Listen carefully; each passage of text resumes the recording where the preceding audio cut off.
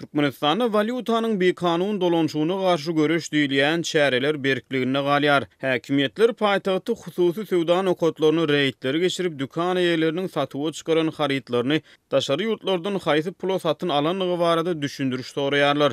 Bu çäreleriň fonuna ýaňy ýakyny 15 manada düşen bir Amerikan dollarynyň bahasy häzirki wagtda 17 manat 80 teňe çykdy. Yerli ilat munyň hasy gymmatlyjykdygyny çaklaýar. Bu barada Azatlygyň Türkmenistana habarçysy 16-njy ýylda maglumat berdi. Ol ýetiren maglumatlaryny ýurdun bazarlaryna daşary döwletlerden getirilýän harytlaryň bahalarynyň gymmatlygyna galýanyny, ýöne şol bir wagtyň özünde içerki önümleriň hem bahalarynyň arzan däldigini habar berdi. Sebäbi Türkmenistana öndürilen harytlaryň goşundularynyň ta 95% daşary ýurtlardan getirilýändir diýip habarçy sözüne goşdy. Beýleki bir tarapdan ýurdun döwlet teýeçiligindäki metbuaty bolçuluk baradaky habarlar tekrarlaýar. TDH-nyň 13-nji ýylda hödürlän makalasyna ýurtda haryt bolçulugy dowam edýär diýilýär. Bir topar sanlar, göterimler we görkezjiler görkezilýär.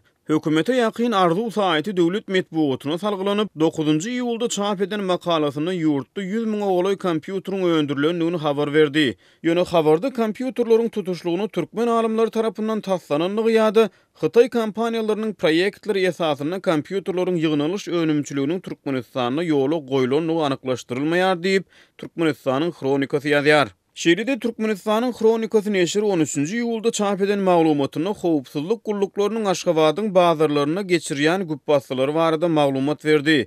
Neşriň maglumatlaryna görä paýtagtda barlyk maksady bilen ýapylan durmuş tehnikalary satylýan bazarda başbaşdaklyga ýol berildi. Häkimetler sowda nokatlarynyň eýerlerine harytlaryň nähili ýagdaýda Türkmenistana getirilenligi we olaryň daşary ýurtlardan haýsy pula satyn alnanyny hakyna düşündürüş ýazdyrdy. Neşir öz maglumatlaryna satyjylaryň hatda algy vergi depderleriniň de barlanýanlygyny, eger dalgylaryň möçberi dollarda ýazylan bolsa, onu dükkan eýerleriniň jinaýata çekilmediligi üçin para bermäge mejbur bolýanlygyny belledi. Mundan ozal Azatlyk radiosu hem Aşgabatda Çannywyl bazarynyň valyuta garşy göreş diýilýän çäreleriň çäklerini ýapylanlygy barada maglumat beripdi. Çannywyl bazaryny esasan ýaşaýyş hyzmatlary üçin zerur bolan elektron enjamlar we tehnikalar satylýar. 9-njy ýylda Azatlyk radiosynyň Aşgabatdaky habarçysy häkimetleriň Çannywyl bazaryny möhürländigini, valyutanyň bekanun dolanşygyna garşy göreş bahanalap 30-dan gowrak dükkan eýesini ýa-da satyjyny saklanlygyny, harytlaryň dollarda satylmagyna garşy berk çäreleriň görülendigini habar berdi.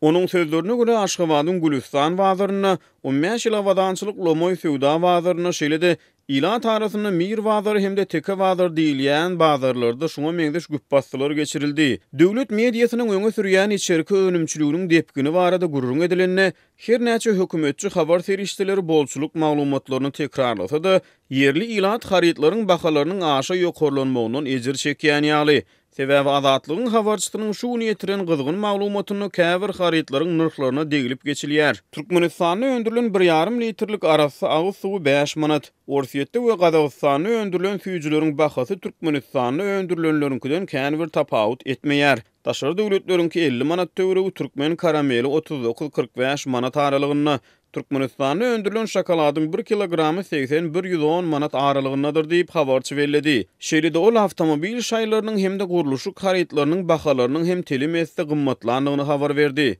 Häzirki wagtda diýişine etdirmeýän, tüýjü degmeýän maşgalalar bar.